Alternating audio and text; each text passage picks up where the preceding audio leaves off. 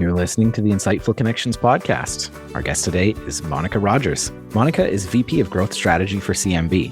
CMB is a trusted insights and analytics partner for Fortune 500 brands, delivering sophisticated custom research that drives growth and efficiency. An ITA Group company, CMB is ranked as one of the top 25 insights and analytics companies by the Insights Association.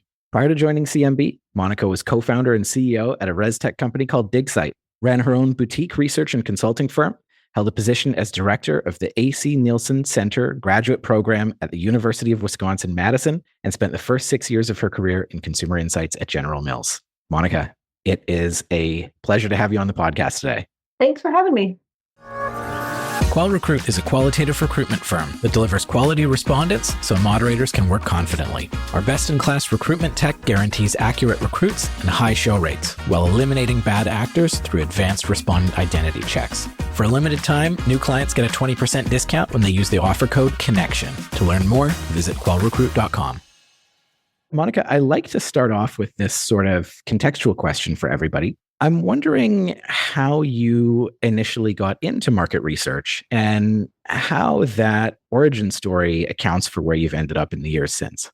So I discovered market research in undergrad, which maybe is fairly unusual for folks, but I took a class on new product development. So it wasn't my market research class that got me excited about market research. It was a class on new product development. And in that class, they had a specific case study where they showed how you could use multidimensional scaling to determine the similarity of cars.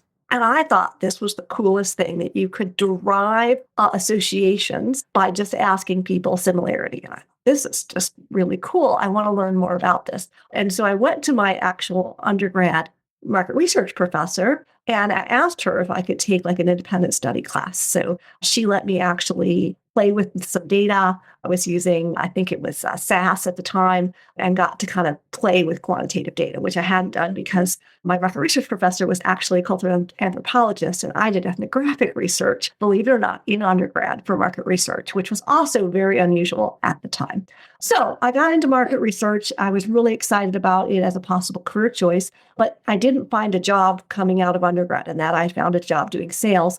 But I was able to find the AC Nielsen Center for Market Research at UW-Madison for graduate school. And so I actually went to graduate school for market research and was off to General Mills. So I was like one of the rare people who like intentionally pursued market research as career choice.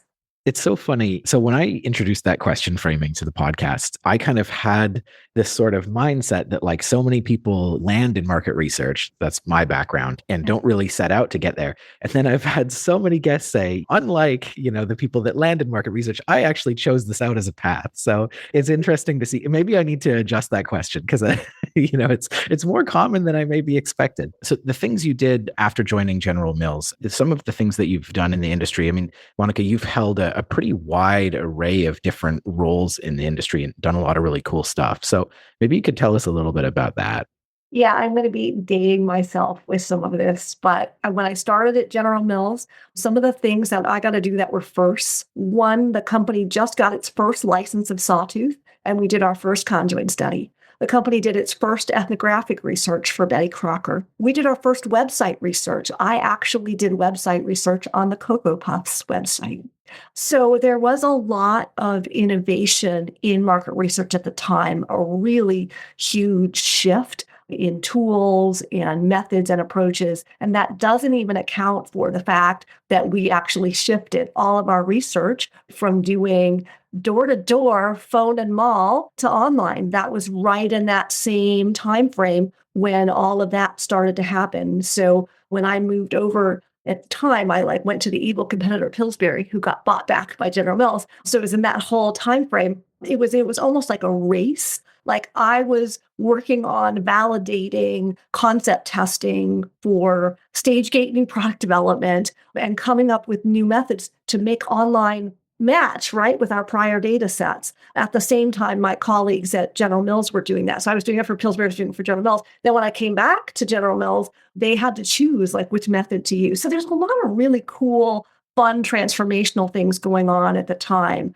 I really kind of decided that client side, while it was exciting, and I think that there was no better start for me for my career, I was really had an entrepreneurial mindset even back then. But I was a little afraid to go out on my own and start my own company. And so I found a very small ad agency. It was like 50 people. And I went there to help them create a new capability called Brand Next, which was really to take their creatives in their creative department and apply them to helping brands come up with new product ideas.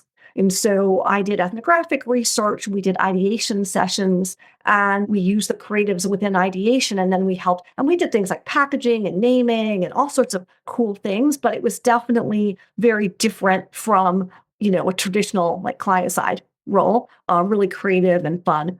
And so that took me into that, which took me into the next step, which was deciding, oh my gosh, I can't work for an ad agency. I got little kids. I'm burned out. I need a break. I'm going to work for the university, coming back to the program that I got my graduate degree from and helping advise students, helping expand the advisory board. And at that time was really interesting, another transition in the industry because we were, it was very CPG oriented, right? And then it wasn't. All of a sudden, we had tech companies on the board. I brought McKinsey onto the board. So big consulting, all sorts of other industries were getting into market research in a way that was different.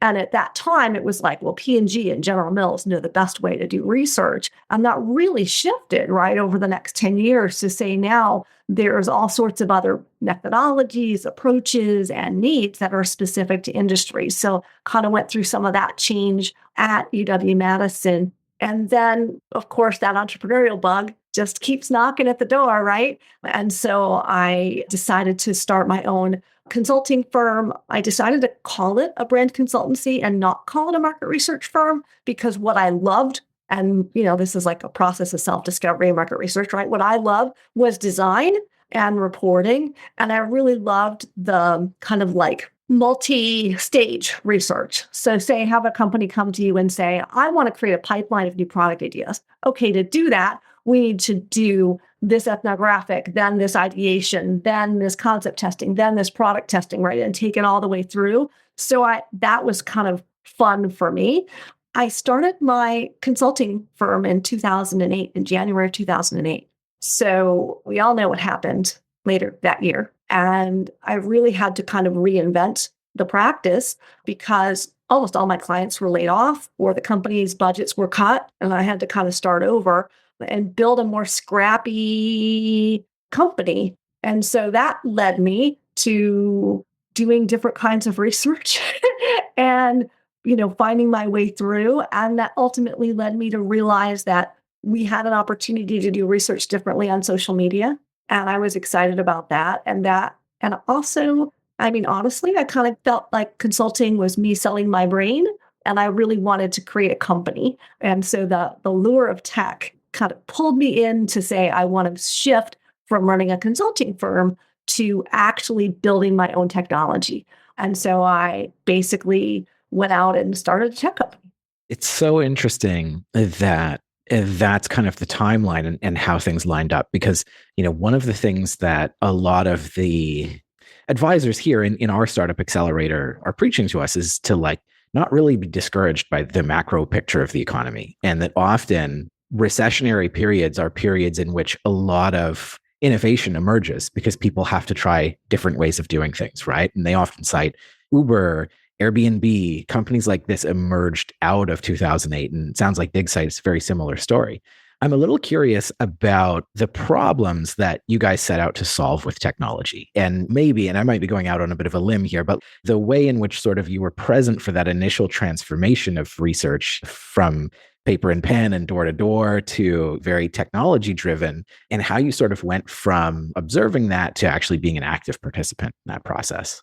It was interesting. One of the things that, of course, happens when you get into consulting work is you do a lot of qualitative research, right? So I was doing a lot of qual work.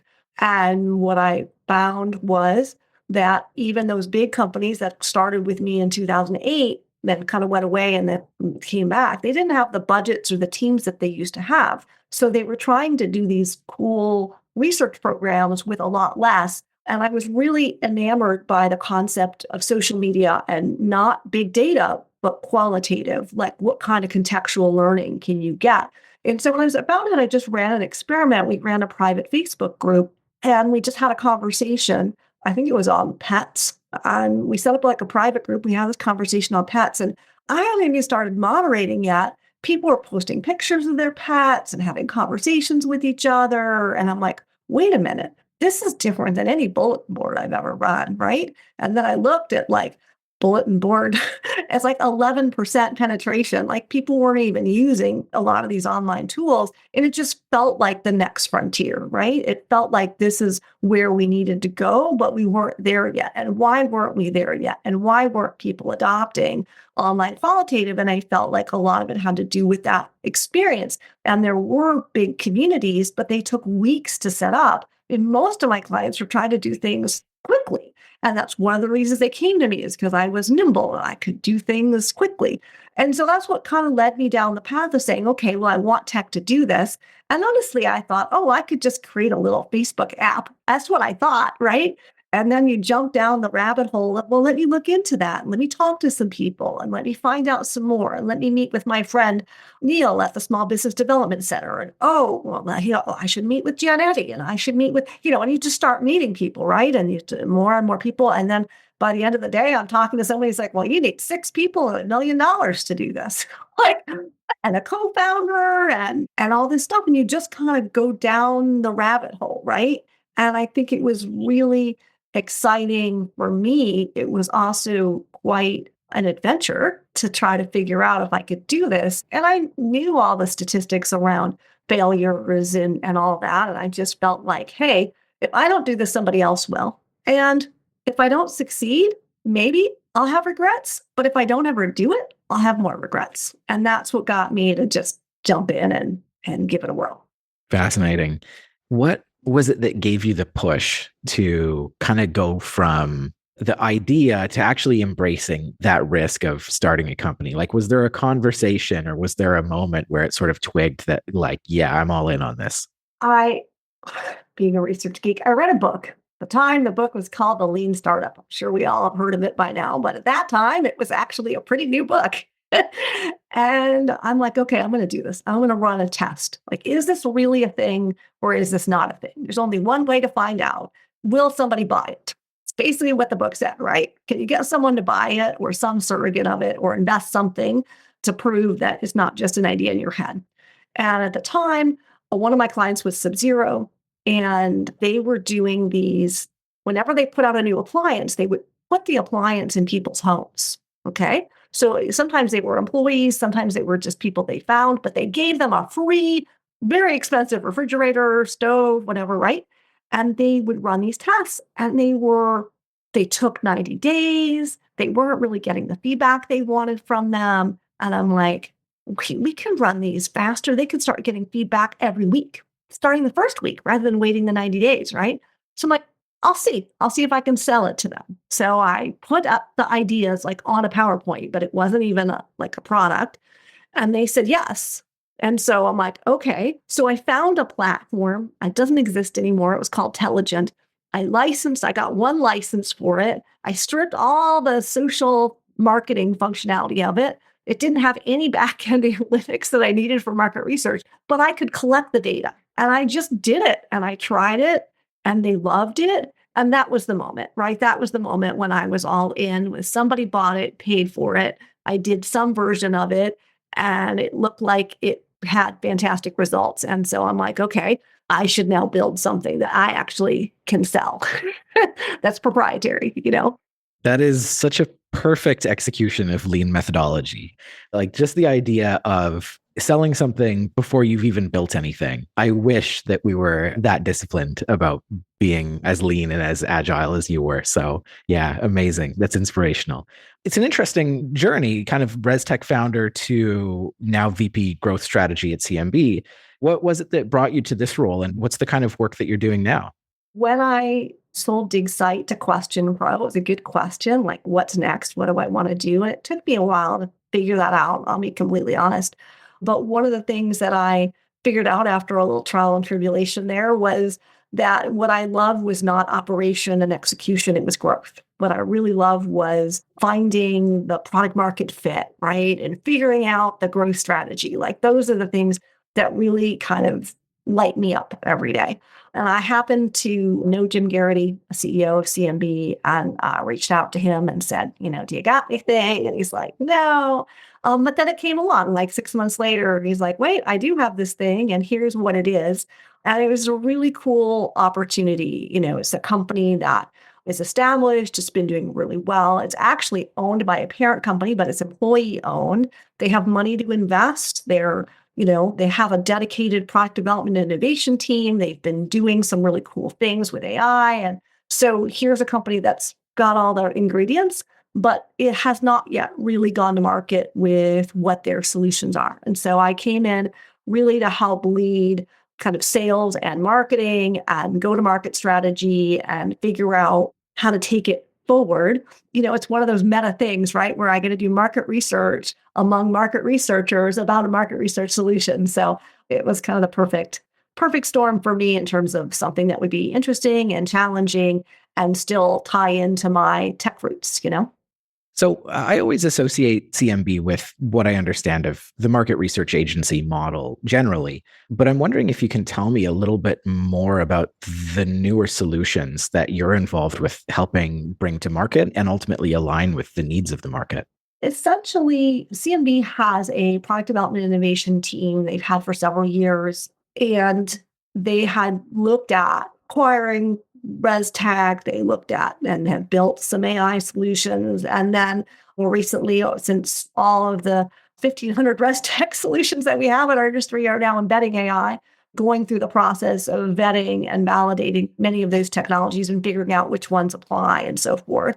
So that was something that they were really committed to. They're really focused on growth, and they really believe that AI is part of our future. But I think what was really unique about CMB is they are steeped in a ton of knowledge and expertise that is very traditional market research, right? I mean, we know how to do things right, get the right sample, do the right methods, do the right analytics, right?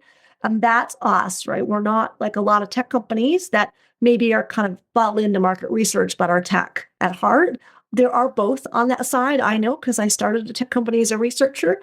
But I think what's really unique about CMB was this idea of, instead of trying to focus on efficiency or cost savings or kind of the race to the bottom stuff that we've all felt pressure as an industry, right? We've all felt the pressure. I think they were looking at it more from a client impact perspective. How can I help my clients get to that launch, right? How do I help them make that decision? Because that's ultimately, when you have a company like CMB and you're so focused and so close to your clients in terms of your relationship, that's what you're thinking about. And so the way that they've applied AI, the way that they've brought it in and are using it is much more strategic as opposed to just an efficiency play. And so that's really what led me to kind of over the last 6 months in kind of talking to our customers and prospects and kind of the team internally to talk about this AI plus HI solutions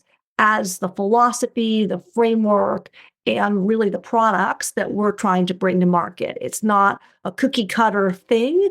It's a set of capabilities that now we can build upon to create proprietary approaches and methods, but it's based on the intersection of all the expertise that we have in both industry expertise and client expertise and research methodology expertise, along with a whole lot of validation of a bunch of different tech methods and the recognition that right now, and it's going to change, right? At some future point, maybe there'll be 1 or 2 solutions out there that we can use. But in the interim, there's 1,500, and that's too much for our clients to sort through.